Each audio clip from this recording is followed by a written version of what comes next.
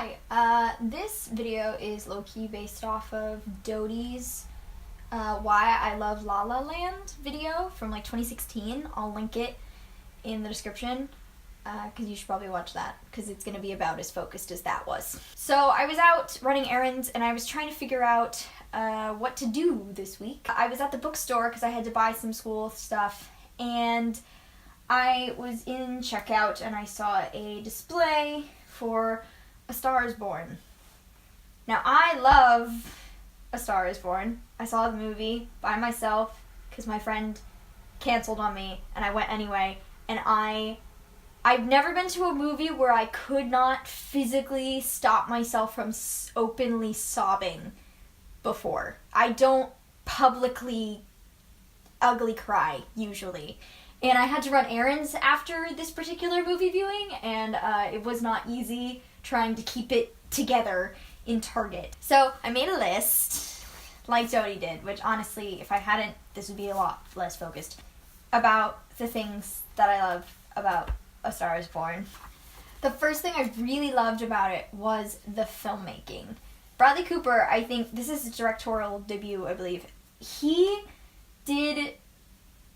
there was just something about this film that was so undeniably, looking at it, it's so undeniably this movie. It has this film quality. It feels like it was shot on film. It was probably shot on digital, but it feels like it was shot on film. And it has this sort of grainy quality to it that I just love, and I feel like goes with the rock music backdrop of the whole thing. I also really loved the sound design and how the music and everything just seems to really, really surround you, and then when they're in private, the silence is so present, especially when we first meet Bradley Cooper's character, Jackson Maine. He's playing this huge concert at the beginning of the film, and then he gets into the car and it's just like silence. And I feel like it captures what this guy's environment is like really, really well. And he even said in an interview that that was intentional, and I think it's just so smart. So good. So smart.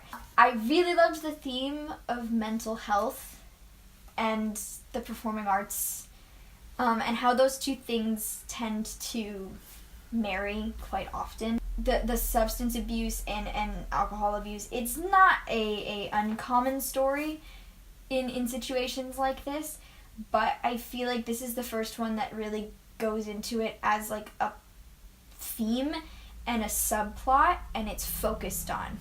Where in the past, A Star is Born, in the 50s, people drank a lot, people smoked a lot, and it's not a big deal unless you're really sloppy about it. And you know, there wasn't like mental health facilities or real rehab facilities. There were sanitariums, but I feel like mental health, you know, obviously is much more of a taboo in the 1950s. So it's not treated heavily. I think it's treated for the first time like very seriously in the 1950s one, but it's not as, not a lot of time is given to it. It's more talked about than anything else. Where this one, I feel like a time and attention and love, if that makes any sense, is given to this particular subject, and it is really examined in a good way, and it shows it's not a recovery story, but I think sometimes those are just as important as the recovery stories. Okay, we changed camera angles because I watched back the first clip and realized that you see this much of me. No. So, the third thing I really like, obviously, is the music. 3 songs in particular with one honorable mention. So the first one is what I feel is Allie's first real solo song, where she's not singing with Jackson and it's not a cover.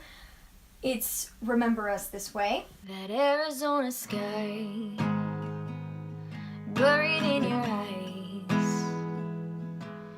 You look at me and babe, I wanna catch on fire. I love it because it's the first one that feels super personal to the character.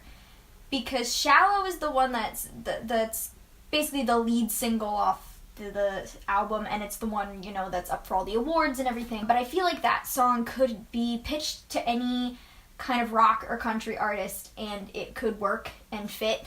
Where Remember Us This Way has lines that are really specific to this character's journey and this character's relationship, talking about, you know, that Arizona sky and him finding the light in her that she couldn't find, and you can tell it's about them. This is the first one where you're like, oh, Allie wrote this song. This is her song. The second is one that I don't want to say was cut, because it really wasn't, because the song actually plays during the credits.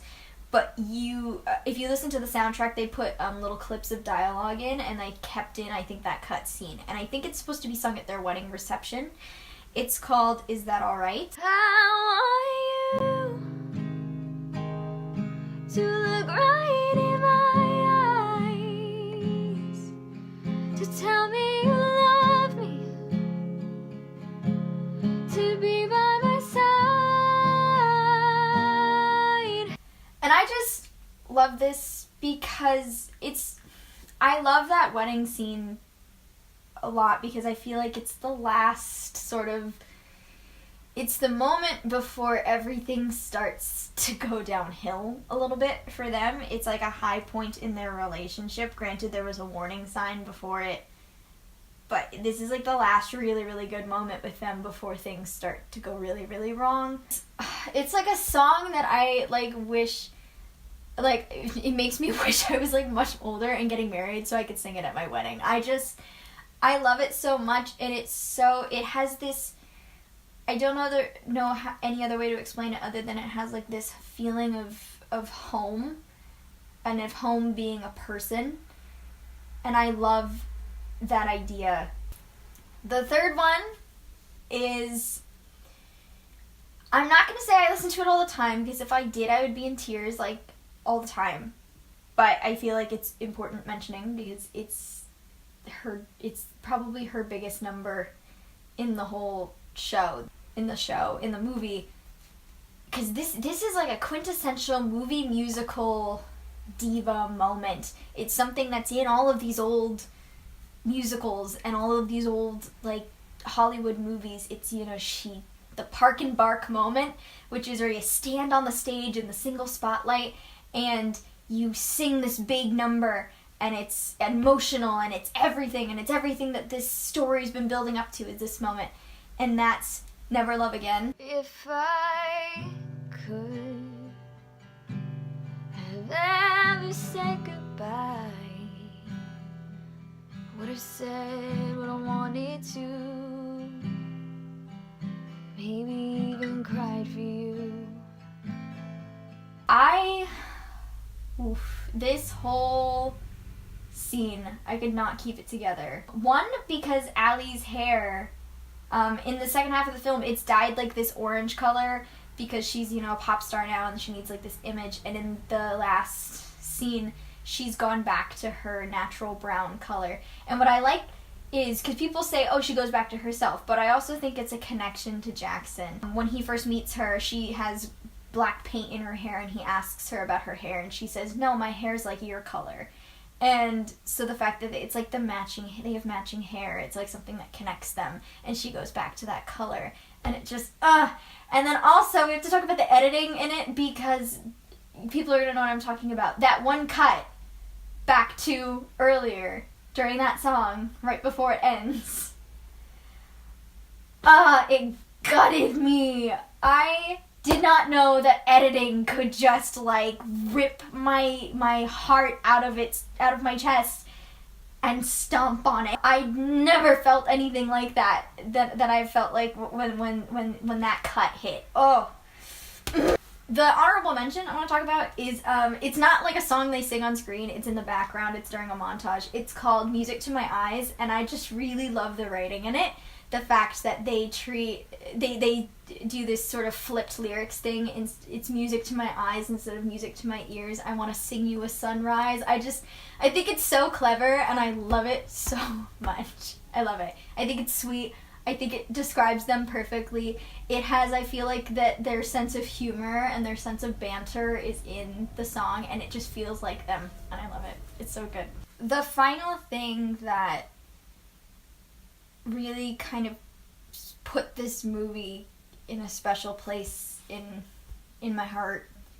It made me fall in love with, like, music again, and that sounds really vague and non-specific.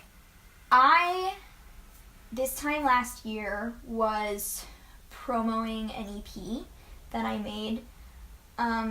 It's my first ever, like, studio venture. If you want to go stream it, there's a link in the description. It's my first EP, and your first anything, I feel like, is not going to be perfect. My EP certainly isn't. It's not everything I dreamed it could be, but it's as close as you can be. I was not a singer-songwriter by trade. It was a very new world to me.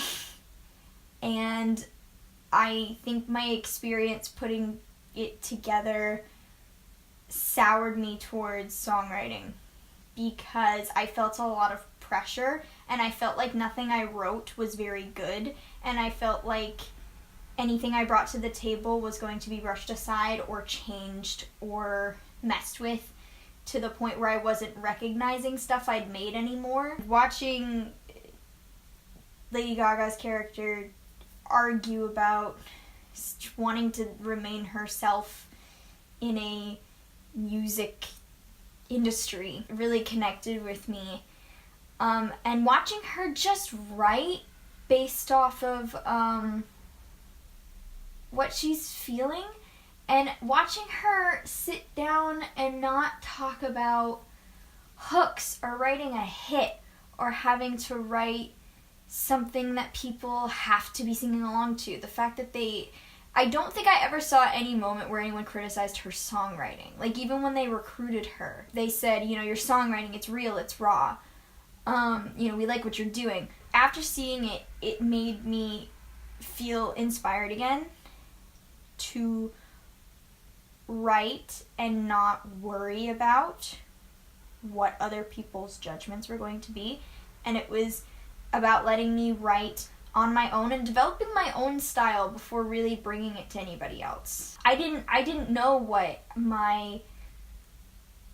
how I wrote songs, because it wasn't something I did. I did it for fun a couple times back in the day. I used to write Sherlock songs. And then I wrote my first, like, real song back in 2016. It's called Mental. It's on SoundCloud. Go listen to it. I'm thinking about bringing it back.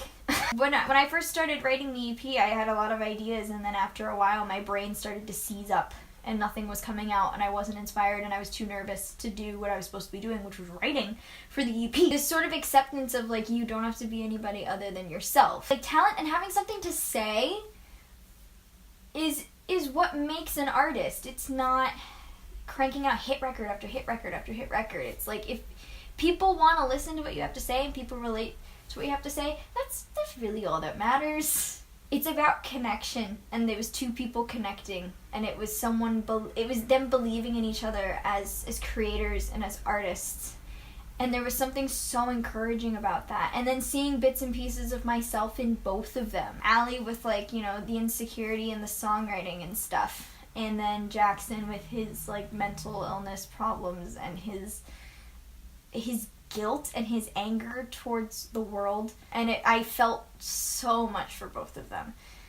I really, really love it. I love it so much. Quick side note. I'm a vocalist, so there was this one particular detail. So there is a tiny little, like, detail of Allie saying that every single person she ran into in the music business said that they like her voice but not her nose, and they kept saying, she needs to get a nose job. Science says that how your voice sounds and how your singing voice sounds is based off your skull structure. The reason why she has such a killer resonant voice is because of that nose.